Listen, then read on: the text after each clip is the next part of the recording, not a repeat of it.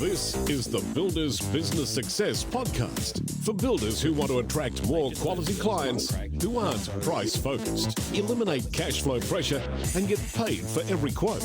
Here's your host, Michalowicz. Hey folks, welcome to another Builders Business Success Podcast. If you've never watched or listened to one of these podcast episodes before, the purpose of the podcast is to really address the major issues, the major challenges, the major opportunities that exist for the builders in the building industry. One of the major problems, and you're probably going to agree with this when I say it, that most builders experience is financial stress. There's always some sort of worry, staying awake at night, can't get to sleep because of some sort of money problem. So today's episode is really geared to cover that area of the business, give you some resources, give you some ideas to take away, to implement into your business so you can begin to eliminate that money stress. So let's get on with the show.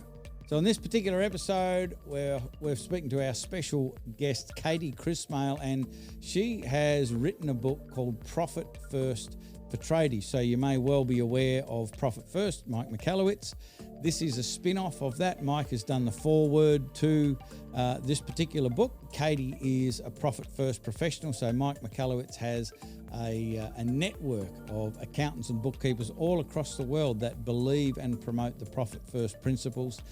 Katie is one of those, and I was fortunate to have a chat with her a little while ago, asked her to come on the podcast and share what the differences are with implementing the standard Profit First straight out of Mike's book into a trade-based business, because there are some challenges. The Profit First was originally written for the American market, the American tax system, and for general businesses, general small businesses. And there's a few differences with building, such as the big ebbs and flows with the cash coming in with progress payments and so on. So I'm going to ask Katie all about how we need to modify Profit First so it works great for a trades-based business. Also going to answer one of the most asked questions from builders that I get asked all of the time in relation to money. So let's get on with it, with our conversation with Katie. So when I spoke to Katie, one of the first things I wanted to get to was, how did she get started? Like, how do you get an interest in this sort of thing? So I first come across the Profit First book that Mike wrote in 2014 when he wrote it, recommended by my business coach at the time. Read it, loved it, then put it down and didn't do anything with it. Read it again sometime after, didn't do anything with it again. Read it a third time, and finally, at that point in time, I was really hating my business. I just hated everything about it. So it was kind of, I had to do something different, and I didn't know what I didn't like about my business. And I reread Profit First and realized what I didn't like was that, so for my clients at the time, I had a bookkeeping business, but it wasn't doing enough for them for what I wanted. That's when I came back to Profit First, started implementing in my business myself. I would like to say I implemented it once and everything was perfect from then on in, but it wasn't.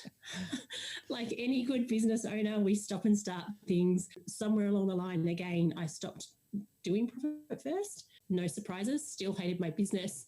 So when I finally came back to it again and stuck to it, that's when I really, my business absolutely transformed, not only financially, but for fun. Like the fun side of it came back, and I really, really enjoyed my business again. As anyone who's self-employed, we know comes a period of time after we've been self-employed that we could never be an employee again. And I was at that point, and it was like, what's my options? I was not going to work for somebody else. I had to make it work. Profit First allowed me to find that fun in my business again. Yeah. One of the things I've noticed encouraging our Builders Business Blackbelt and our Blueprint members to implement Profit First is to get them to follow it 100%. My belief is if you don't follow it 100%, it's almost not worth following at all. So I asked Katie, how does she get her members and her clients to follow the process 100%? We always want to try and find the shortcut or find the more efficient way to do it. And what I tell my clients is you can do that after you've implemented it as per the book. Yeah. And once you've got that in place, running smoothly, and you have change the way you think about your profit, then you can start making adjustments to suit your business. But you've got to start with that foundation and get that right first. Absolutely. As I mentioned in the intro, the Profit First is written primarily for an American tax system and general small business. So I wanted to ask Katie, what were the modifications and why did Profit First need to be modified for a trades-based business? So I've worked with tradies my entire business. I'm surrounded by tradies in my family and so on. So I have a good insight to how they think and how they work. And I found, like, I knew, even with my own book, Profit First for Tradies, I know tradies are not necessarily going to read the whole thing. And I didn't write it to be read from cover to cover. I wrote it so they could just do, one chapter and then implement that, or, just a little bit at a time. And what I found with Mike's book, it's amazing, but it is American based. And I find sometimes tradies, if they can find a way out or an excuse to not do something, they will take it. So Mike obviously doesn't cover things like GST, and, our taxes are a little bit different, and those sorts of things. And like you talk about progress payments. So I found that people would say, yeah, it's great, but it doesn't work for our business. And I just wanted to make it really simple so that we could actually make changes for our tradies. I know it works. I know that framework works. So I just wanted to make something that was useful for them and give them the opportunity to see what it can do for their business. Yeah. As you say, GST is not accounted for. Our taxes are different. Staffing sometimes is a little different. Over there, they have different state taxes and federal taxes and all those sorts of things. So I found that our tradies, it was just too much information for them to try and decipher. Yeah. It's such a common thing when BAS rolls around or a bill comes around, we tend to, if we've got a profit account, if we've put money away, or we've got money stashed away for tax, GST, PAYG, super, whatever it might be, we might pilfer that money in order to pay a bill. So I asked her what needs to happen for the stealing to stop. Yeah, so the biggest thing I find is the areas where people get caught out, I guess, is not paying their GST and their tax bill, and also not paying their superannuation. So what we do from a Profit First for Tradies point of view, when your income comes into your income account, we suggest transferring 10% straight away over to your GST account. Now, we all know that it's not going to be exactly 10%, it will be slightly less because we're not taking into consideration. But what that does, it's a simple 10% is an easy calculation. But then it's also building up a buffer for you over there to start paying back debts and so on. So that's just an easy, simple step. With regards to a tax, obviously every tax structure is different, but what I really, really encourage is to have the tax planning conversations with your accountant, which I find is not always, it's not very common in many tradies that I deal with. For a number of reasons. But so we go through and we show them what questions you need to ask your accountant. Obviously, they're the only people who can give you tax advice, but we can certainly arm you with a number of questions to be able to get the answers we need to then be able to work out, okay, we're going to aim to put 13% aside for your company tax, for example. So in Mike's book, he says 15% across each of the, it doesn't matter where you sit, whereas here it is a little bit different. Yep. Again, it's just building that relationship with your tax accountant. And I would probably say 90% of clients I see don't have a great relationship with their accountant. They just have a very transactional, they do my end of year tax, here's my paperwork, thanks very much. Yep. So we help them ask the right questions so they can build that relationship to help them. And then, as we said, for things like superannuation, which is the other big debt I see, when you've started to build that buffer in your GST account, you can start to catch up on your super. We always suggest that you pay your super with your payroll. So yes, we're not required to pay it until each quarter. It's not your money, it's their money. Just pay it and don't be tempted by it. And there's just those few small changes that can make such a big difference to each and every business before we even get into, all the other areas that are going to make that change. As we've already talked about, when BAS comes around, it can be a really tough time. It shouldn't come as a surprise, but it does tend to come as a surprise for many builders. It's like, oh, how are we going to pay that? It's not as if you didn't know that BAS was coming around. It comes around every 90 days. It's as regular as. I asked Katie for some suggestions to overcome the BAS blues.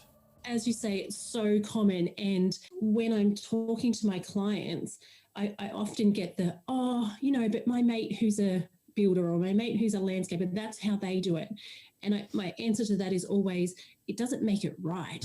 Like you don't have to be robbing Peter to pay Paul every quarter. We have to change that. So initially for myself, when I started Profit First, I would pay my, and I still do, I pay my GST straight to the ATO, and I pay my PAYG for my team members straight to the ATO. I don't hold it in a holding account. Now, I would like to think I'm pretty disciplined about that type of thing, but I'm not going to leave it to chance. I'm not going to leave it to a period of time where things might be a bit tough or whatever in my business. Because once you break that habit, you can slip back into those old ways. So anything you can pay directly, your super, your PAYG, anything that you can make those payments out of your bank accounts, I highly suggest that, particularly if you are in a little bit of a financial mess, get it out of the way. Yeah. And then we hear all the excuses, all the reasons, I should say, but I'm not going to be able to pay this bill or that bill and so on. It's like, that's okay. You need to pay the tax office, and then we'll get creative and we'll start working on ways to be able to pay your suppliers and so on. But I guarantee you, by borrowing your GST money or your super money, it's not going to solve the problem. Yeah. It's just hiding it and making you feel like you've got it under control when you don't. Sometimes when you're implementing something new, just getting started is the hardest bit, taking that first step. So ask Katie, what would somebody expect when they're beginning to implement Profit First? Absolutely. So your profit account is your money to benefit you as being the business owner, as taking the risk that we all take to be the business owner. And absolutely, it shouldn't be borrowed to pay any of those bills. And like you say, we have to get into that habit. I find most people, the thought of them ringing a supplier and saying, hey, I actually don't have the money yet. Can I have a week or two or part payment or so on? People freak out about that. And they're like, no, like they never allow it, and all these reasons why they can't do it.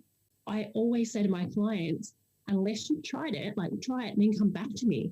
And the amount of times they come back and say, oh, yeah, they said paid in a month, that's cool. Pay X here and the rest there, no worries. And I say this time and time again, we have to stop assuming that people are going to be cranky if we can't pay them money. People are annoyed at us when we don't communicate to them that we're not paying them the money. You can't just not pay it. Yeah. You have to ring them before the due date and not the day of or the day before, a couple of days before, and say, hey, I'm not going to have this money, but I will have X for you at this point and X for you and Y for you then. Give them something, an explanation as to a plan for what you're going to do. In my experience with my clients, I'd say probably 99% of people who do that with their suppliers get a positive response. Yeah. Of course, you then have to make those payments on those dates, but it absolutely works. And coming back to what you said about training yourself, those conversations are really difficult and we tend to not become really comfortable with them, which is great because then we become more likely to do something differently to make sure that we have the money there to pay those suppliers next time. Yeah. So we might call that potential client up and follow up on a job with them more than we would have. Or we may decide to take on particular jobs or not even take on particular jobs that potentially could be losing us money or losing us time. So, yeah, very, very important. We can't borrow from any accounts, whether it's GST. We're quite willing to work hard, but for whatever reason, we find it really difficult to reward ourselves in a proper and meaningful way. So I asked Katie how important it is to make sure that you reward yourself properly in relation to maintaining the Profit First processes. I always say to them, it gets much harder before it gets easier. Yeah. Because it doesn't matter what we're doing, we're changing our habits. So whether we are going from somebody who doesn't exercise to exercise, bad eating to healthy eating, whatever it may be, there's always that hard period, and it's no different. But there comes a time where all of a sudden it just feels really easy again. And what I find is that a lot of people have a really hard time with that profit distribution and taking that money for themselves. I did myself. It probably took me probably by my fourth profit distribution that I would be like, right, that's mine and I'm going to spend it on me. I really, really struggled with it. And I find people do because we are so used to taking money from here to pay over there and so on and so forth. So when it's yours to spend on you, and that's the requirement, can't be put back into your business, it can't be purchased, something can't be purchased for your business, has to be spent on you. People really, really struggle with that. And the amount of phone calls I get, we're about to finish another quarter, guarantee I'll have emails in my inbox in January saying, I'm just going to leave it there for just in case. No, that's not the point. As you say, it's building those habits and those anchors to know that it's our benefit of being the business owner.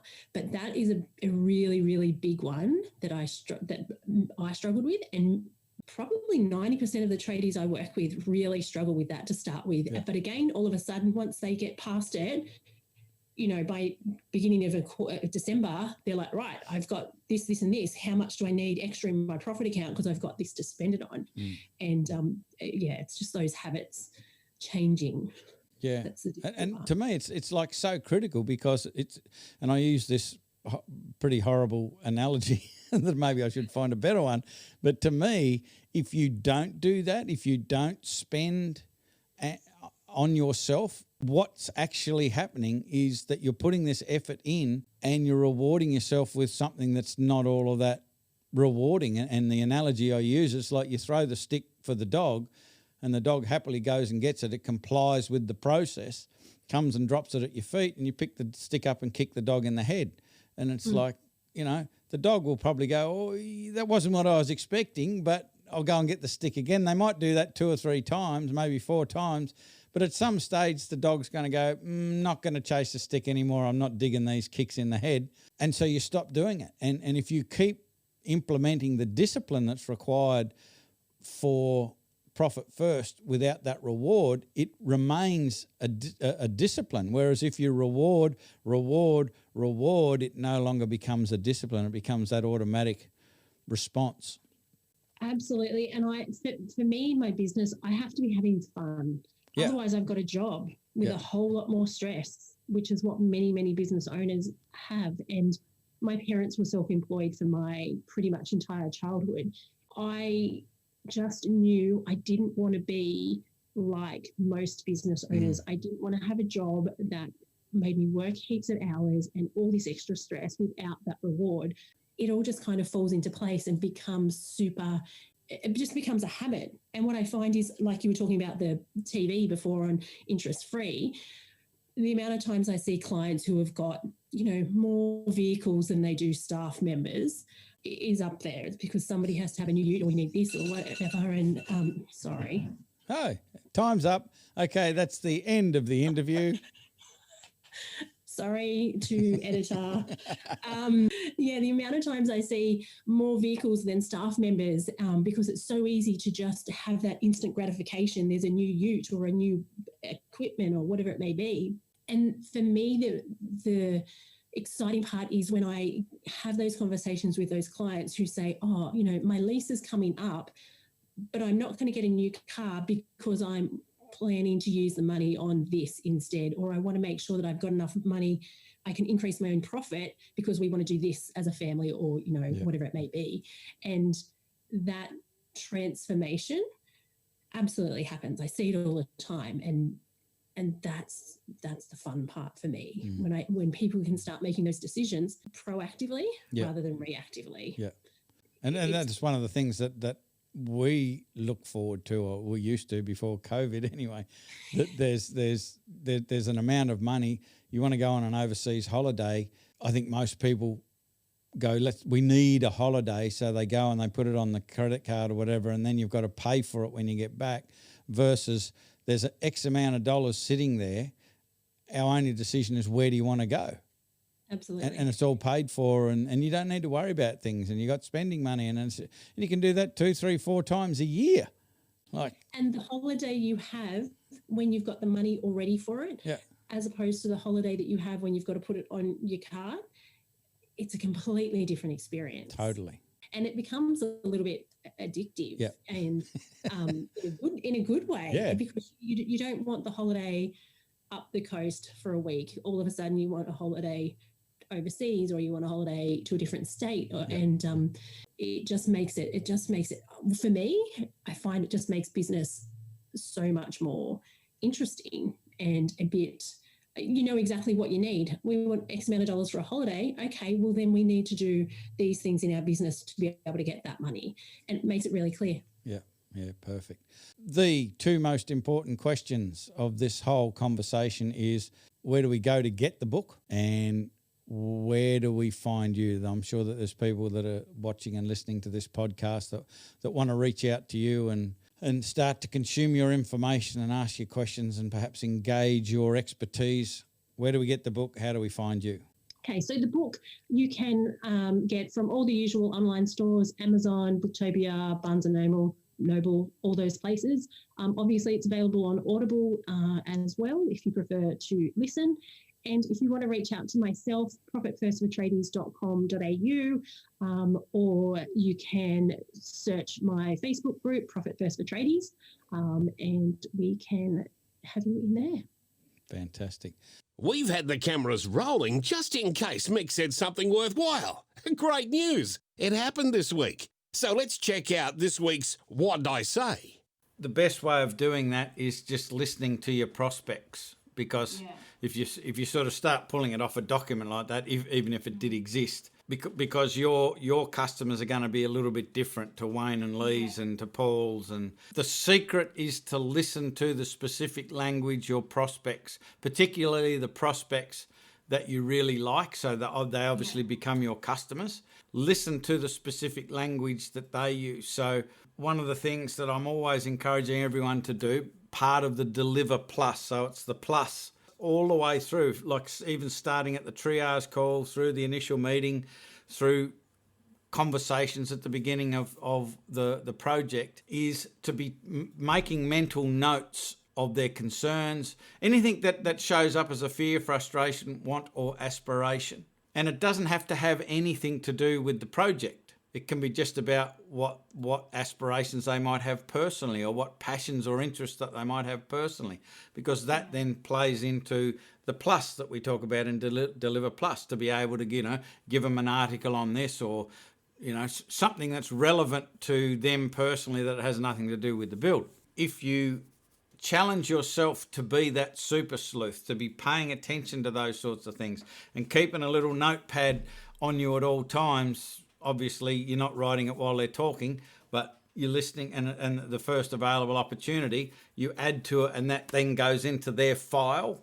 You can start to have a swipe file of language. For whatever reason, builders aren't interested in profit. I've used that as in the languaging of our promotional, content over the years, and it just gets crickets. Getting more high quality leads seems to be far more attractive than becoming more profitable. The trouble is also that you guys know too much. You know too much about the building process, and so you assume that they know this, or they think this, or really what delivers awesome value to your prospects, but they have no clue about that. So what we think represents value, 9 times out of 10, I'll actually say 10 times out of 10 is wrong. And so we've got to be this master listener and start to pay attention to what they prioritise, but also the words that they use to communicate to you what's important to them. That would be what I would be suggesting. So when I'm talking to builders, one of the biggest questions that or most frequent questions I get asked is, do you really need all of these bank accounts? When you're implementing Profit First effectively, you need an income account, you need a profit account, you need a tax account, you need an owner's compensation account, and you need an operating expense account. And sometimes, if you're really doing it properly, you need a materials and subcontractor account. So there's 6 bank accounts. And I remember the first time I said we were going to implement it, my accountant said to me, you don't need all of those accounts. You can use your accounting software. That just isn't the case. And he was kind of saying, you know, why go to the expense of having these bank accounts? Fortunately, in this day and age, you can get some accounts that are either no or low fee for a start. But my point is, the bank accounts, or if you can recall your grandma using envelopes or jam jars under the kitchen sink to put different amounts of money for housekeeping, for groceries, for holidays and so forth, the bank accounts represent the jam jars or the envelopes, and they're extremely important. And the bottom line is, if you aren't using or aren't managing your finances as effectively as you would like now, it kind of stands to reason that your current system isn't working, and you've got an accounting software and you can put things in different columns and so forth. That is very, very different to having accounts that you can just look into and see amounts of money, because the profit and loss sheet and the balance sheet, if you're honest about it, very few people understand them properly. And even if you do understand them, I still find that they don't affect you emotionally. And Profit First is an emotional management process. It's not an accounting process. It doesn't replace your accounting process, your accounting software, or your accountant by any stretch of the imagination. All it's simply there to do is influence you emotionally and cause you to make better decisions. And bank balance accounting is a very effective way to get you to make better decisions. So having these bank accounts is absolutely essential. Do not listen to your accountant when they say you can do that through your accounting software, because as Dr. Phil says, how's that working for you? It's not working too terribly well. So you do need the bank accounts. You do need to use them properly. And the cost and the slight extra little bit of administration of having these bank accounts is totally worth the outcome. So the answer to the question is, yep, you do need those bank accounts. So what's the takeaway from this episode of the podcast? In my view, it really is that money stress is the worst stress. It's the worst problem, because what tends to happen when you've got money problems is it amplifies the consequences of every other problem you've got, whether it be personal or professional. It's funny how a whole raft of problems and stress disappears when you don't have money stress, when you've got the money to pay for things, when you've got an abundance of cash and you can start buying some solutions for some of your problems. A whole lot of other problems tend to disappear. So doing whatever you can to eliminate the money stress from your business should be an absolute priority. And the cool thing is that money problems in a business are totally preventable. When you're implementing things like Profit First, when you're educating yourself on systems like Profit First, when you're disciplining yourself to use the processes in Profit First, you can eliminate those money issues. So I would suggest to you that the takeaway from this episode is do whatever you need to do, reach out, whatever you need to do to get some assistance, some support, some guidance to be able to eliminate the money hassles from your business, because business is significantly more enjoyable once those worries are eliminated. Okay, I'd love you to jump on a call with us at Builders Business Blackbelt to help you eliminate those money issues. As an example, what just came into my mind then was one of our members in Builders Business Blackbelt only just previously went through the Blueprint program, was telling us that been in the business for 30 years, had his own business for 10 years, and was was fairly close to chucking it all in after the last 10 years of sort of boom and bust, and there was just this constant struggle. And we showed them how to implement the Profit First. We showed them how to implement the quality client pathway and a couple of other little things. Long story short, some months later, around about 20 weeks later, that particular builder had an additional $25,000 net profit in the bank account, had 8 additional jobs that they wouldn't have got from the number of quotes that they traditionally did. And when you think about that additional $25,000, that all came from being paid for doing quotes. So no additional work whatsoever. It was still doing the same amount of quotes, but because they were being paid and they put that money directly into their profit account because it was net profit. If you think about how much work you have to do to be able to get $25,000 net profit in your bank account, it's massive. If you had a 10% net profit, you would need to be doing $250,000 worth of work. But think about this, you would have had to have done the work. You would have had to have had a 10% net profit. Most builders don't have anywhere near that. And don't confuse your builder's margin with net profit. This money is left over. It's not earmarked for anything other than rewarding you for your risk and your sacrifice. It's not an entry on a profit and loss sheet. It actually exists in a bank account and it's just for you. That's what profit is. You would have to have a 10% net profit in a project or a series of projects, have had done $250,000 worth of work to get that. In this case, no extra work was done and that $25,000 net profit was put in the bank account. So if that sounds like it could be interesting to you, if you want to do the same thing or something similar for your building business, it all just starts with a call. So all you need to do is just jump on a call. You can navigate to buildersbusinessblackbelt.com.au if you're listening to the audio only version. If you go to the website, there's a schedule a call button there.